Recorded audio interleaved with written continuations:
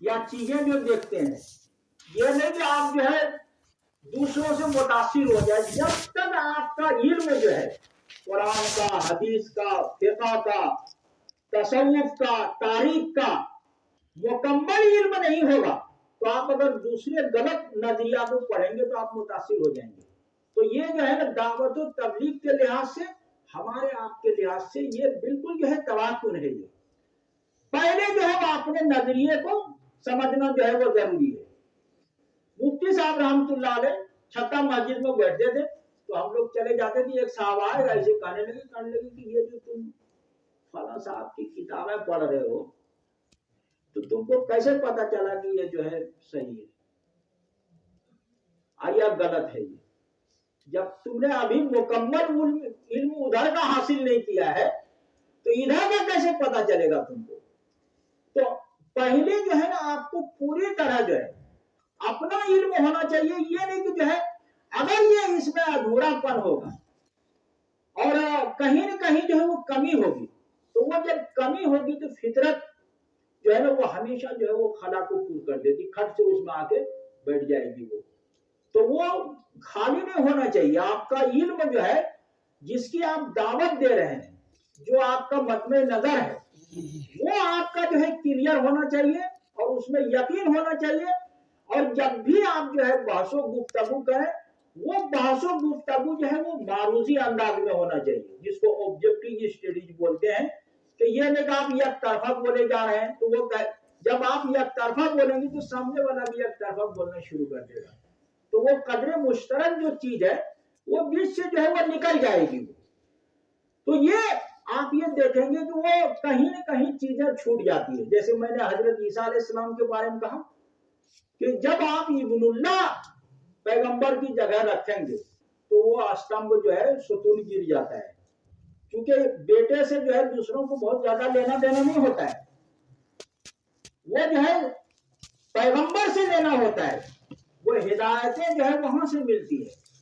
तो इन तमाम चीजों को जो है आपको जो है वो लेके चलना है। तो मैंने जो ये देखिए, ये अपने यहाँ जो है खास तौर से शेख अहमद साहब सरंगी रहमतुल्लाह अलैह ने मकतूबात में, और मिर्जा मजहर जाने जान रहमतुल्लाह अलैह के खुतूत का मजमुआ है कलिमात तैयबात जो है, वो आप देखेंगे। और शाह अब्दुल अजीज साहब रहमतुल्लाह अलैह के फतावे में भी इस पे जो है वो बहस है।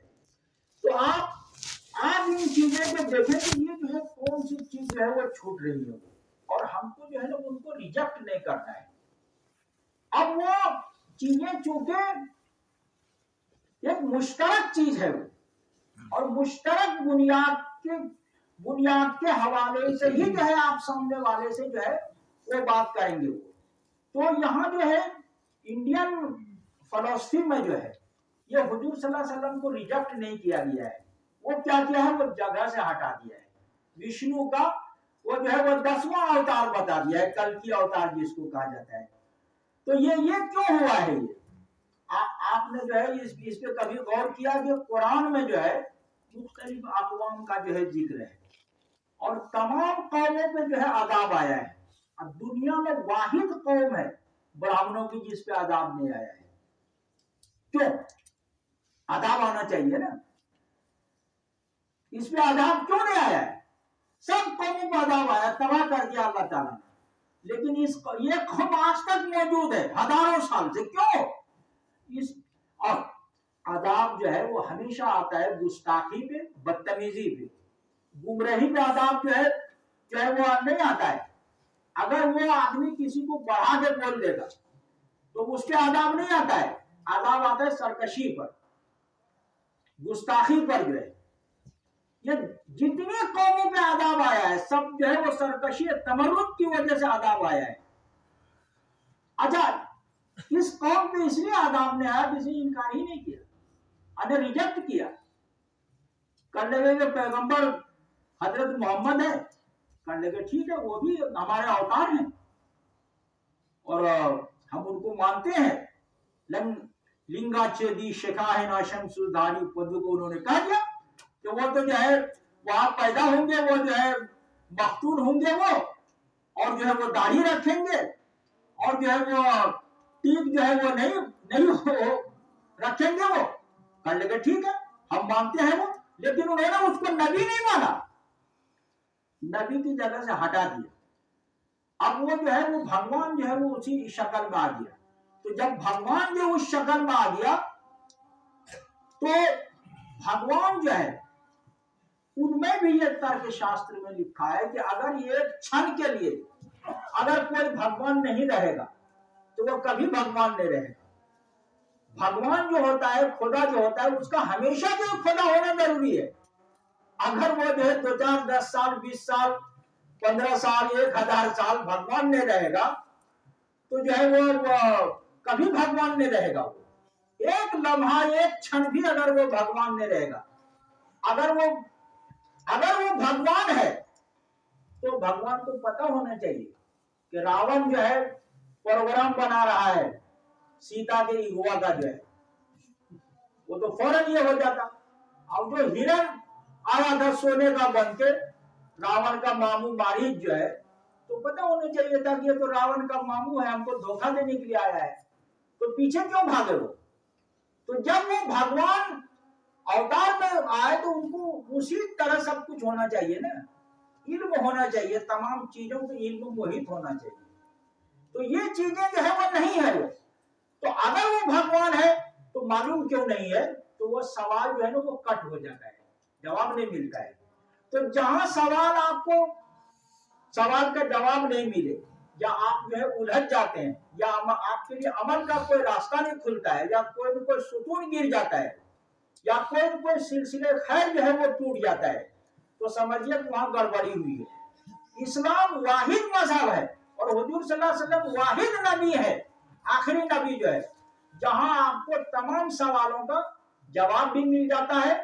और वो यहां से सवाल चलता है 1, 2, 3, 4 पे जाके आपको जवाब मिल जाता है। जैसे मैंने आपको बताया कि उपनिषद में ऋषि जो है ना वो प्रार्थना कर रहा है कि हमको झूठ से सच की तरफ ले चल, अष्टो मा सद्गमय तमसो मा ज्योतिर्गमय, और अंधेरे से उठा प्रकाश के लोक में ले चल। वो भी वही कह रहा है जो ये कह रहा है कि अल्लाह ताला हमको सीधे रास्ते पे चला। दुआ में जो है ना बहुत ज्यादा फर्क नहीं है, लेकिन यह है कि वो आदमी दुआ मांगते हुए भी जो है वो समझ नहीं रहा कि जो है सीधा रास्ता क्या है। यहाँ आपको रास्ता मिल जाता है, और रास्ता वो 3 लोगों का रास्ता है वो भी मिल जाता है। वहां जो है ना आदर्श और आइडियल जो है गायब है, बात मौजूद है। तो जब बात मौजूद है तो सिर्फ जो है वो बात जो है ना मानने तक रह जाती है, और आपको करना भी है। तो जब करने का मामला है तो वो आप जो है वो हदबंदी कई चीजों का आपको रखना है, समझना, करना और कहना जो है। तो ये जो है ना जो मैंने बताया कि जो है मर्द औरत का ताल्लुक, जो ये जो एक तख्लीकी निज़ाम है, सर्जन प्रक्रिया जो है वो तख्लीकी निज़ाम जो है, ये जो चीजें जो चल रही है तो इस्लाम में भी है। अपने यहाँ तो हुजूर सल्लल्लाहु अलैहि वसल्लम ने यहाँ तक ये कहा दिया कि अगर कोई आदमी जो है बीवी से जो है वो सही नियत से मिलता है तभी सवाब मिलता है। तो ये अपने यहाँ जो है ना जो जिनसी फितरी ताल्लुक है, अगर वो सही ताल्लुक बना रहा है तो उसके सवाब मिल रहा है। तो आपने यहाँ जो वो जिनसी तस्वुर को जो है और उस अमल को रिजेक्ट नहीं किया है, क्योंकि ये फितरी चीज है। अब फितरी चीज को जो रिजेक्ट करेगा समझिए वहां गड़बड़ी है। तो हमारे यहाँ इसको रिजेक्ट नहीं किया है। बेटा बहू का, माँ बाप का, बहनोई का, बहन का, दोस्त का, सबके ताल्लुक के बारे में है। लेकिन ये जो कहना है वो करना नहीं है। अब जो करना है और जो समझने का मामला है उसको बाहर नहीं लाना है। इस समाज ने जो है ना वो जो समझने वाली बात थी उसको बाहर कर दिया, जो जहन में जो बात थी उसको बाहर कर दिया। जो अब जो है वो समझ रहा है तो वो फोटो लगा दिया जो बस स्टैंड पे जो है बहनोई और जो है वो बहन का फोटो लगा दिया जिनसे अमल करते हुए। जो अजंता एलोरा आप जाति लोगों ने क्या किया है, 84 तरीके से जिनसी अमल करते हुए दिखाया। तो जो चीज समझने की थी वो उसने करके दिखा दिया। तो ये जो चीज समझने की है उसको जब आप करके दिखाएंगे तो हम बेहयाई फैलेगी। आप जानते हैं कि ये होता है, लेकिन जब उसको आप चित्रण करेंगे, तस्वीर कशी करेंगे उसको, या मुजस्समे उसको मुंतकिल करेंगे तो गड़बड़ी हो जाएगी। तो ये जो शिवलिंग है या जो है भग और लिंग जो है वो दोनों आपने जहां भी देखा होगा, तो वो जो है ना वो जो इसी तरह की चीज रहती है, यहाँ पे ये रख दिया है तो वो आप देखेंगे हमेशा जो है वो शिवलिंग वहीं पे रहता है। तो ये जो है ये तखलीकी अमल जो है, सर्जन प्रक्रिया जो है, वो जो समझने की चीज थी जो बिल्कुल जायज है, लेकिन उसको जब उसने बाहर कर दिया तो समाज में जो है वो अखलाकी अनारकी जो है पैदा हो गई। और इस्लाम ने ये नहीं किया, इस्लाम ने उससे रोका नहीं है, कहा कि ये तो फिक्री अमल है और समाज जो है चूंकि कयामत तक चलना है, तो अगर इसको फिक्री अमल को रोक दिया जाएगा तो ये जो गलत हो जाएगा। तो जो आदमी जो है वो अलग हो गया औरत से, आप जो है बीवी नहीं की उसने, तो उसने खुद अपना इनकार कर दिया। अगर तुम्हारे बाप ने ही ये किया होता तो तुम कहां से आते? तो तुम अपनी तरदीद जो है वो खुद कर रहे हो कि जो मर्द औरत का, स्त्री पुरुष का जो संबंध है, जो मर्द औरत का ताल्लुक है, जो फिक्री है, उसको जब तुम रिजेक्ट करते हो और उस आधार पर तुम जो है जो सात्विक जो है गुण से जो जुड़ने की कोशिश करते हो कि तुम जो है बहुत बड़े जो मुकद्दस बन गए या फला फला हो गए, ये बिल्कुल झूठ है। अगर ये बात है तो तुम आए कहां से? तुम पे जो है वो सवाल खड़ा हो जाता है। तो ये जो गैर फिक्री चीजें हैं, तो इस्लाम ने फितरत को भी रखा है, उसूल को भी रखा है, सवाल के जवाब को भी रखा है, और जो सिलसिले खैर है वो सबको रखा है। तो इसको आप जो है ना अपने समाज में और जो बाहर का समाज है उसको आप फैलाते चले जाइए इस उसूल पे। और ये एक माकूली नजरिया है और ये जो है कदरे मुश्तरक जो है बुनियाद है जो दोनों तरफ है तर्क शास्त्र और इल्म कलाम में। तो ये तमाम चीजों को जो है वो सामने रखते हुए अगर आप जो है वो चीजों को समझेंगे तो वो जो है आप जो है इस मंजर को और जो है इस खित्ते को जो है सारी चीजों को जो है वो समझेंगे। और मैं समझता हूं कि मौजूदा दौर में इस खित्ते में सबसे बेहतर जो है काम करने का जो जरिया है वो है तसव्वुफ। इस समाज को सबसे ज्यादा बेहतर तरीके से सूफिया ने समझा मौलाना, और सूफिया ही ने उसका जवाब फराहम किया। अगर सूफिया को और तसव्वुफ को आप इस जो है खित्ते से निकाल दें तो आपके लिए काम करना और समझना मुश्किल हो जाएगा, जवाब ही आप नहीं दे पाएंगे।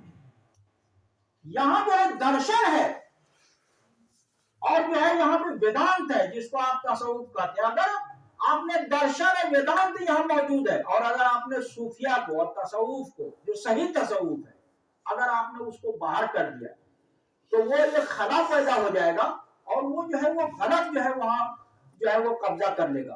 तो यहाँ आपको इधर से चलना है, उधर से समझना है, चलना है आपको इधर से। तो तभी आप इस खित्ते को समझ पाएंगे और इसमें कितनी चीजें हैं, क्या क्या चीजें हैं और इसमें क्या क्या रहस्य है और पूरा असरारियत है। वो यहाँ का जो एक सिस्टम है, निजाम है, कुरान है, रज़मिया तहकीकात है, वैदिक निजाम है, उपनिषद है। तो मैंने उपनिषद जो है बरहदा उपनिषद का मैंने जो एक श्लोक पढ़ा है, तो आप उससे अंदाजा लगा सकते हैं कि उसमें कितनी गहराई और ऊंचाई है। लेकिन गहराई और ऊंचाई होते हुए उस आदमी को ये समझ में नहीं आ रहा है कि हमको बीच में खड़ा होना है, मध्यम में, या जो ऊपर जाना है या नीचे जाना है। इरादा जब आप उसमें शामिल करते हैं अपने अमल में तो जाएंगे किधर आप जो है, ऊपर या नीचे जो है। तो वहां आदमी जो फंस जाता है, क्योंकि आइडियल नहीं है ऊपर जाने के लिए और गहराई में जाने के लिए। तो आदमी बीच में जो है वो त्रिशंकु होकर रह जाता है, मुअल्लफ हो जाता है। वो मैं आपको कल बताऊंगा त्रिशंकु जो है वो इसको कहा जाता है। अभी ये चंद चीजों को आप जो है वो सामने रख के, अब ये चंद चीजें आप समझ गए तो फिर वो और बातें भी आपकी जो है समझ में इंशाअल्लाह सब आ जाएंगी। वो आखिर दावा अल्हम्दुलिल्लाह रब्बिल आलमीन।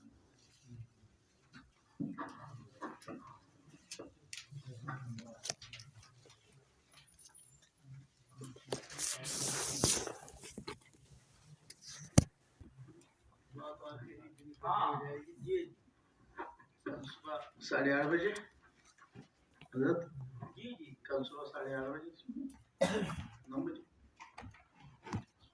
9 बजे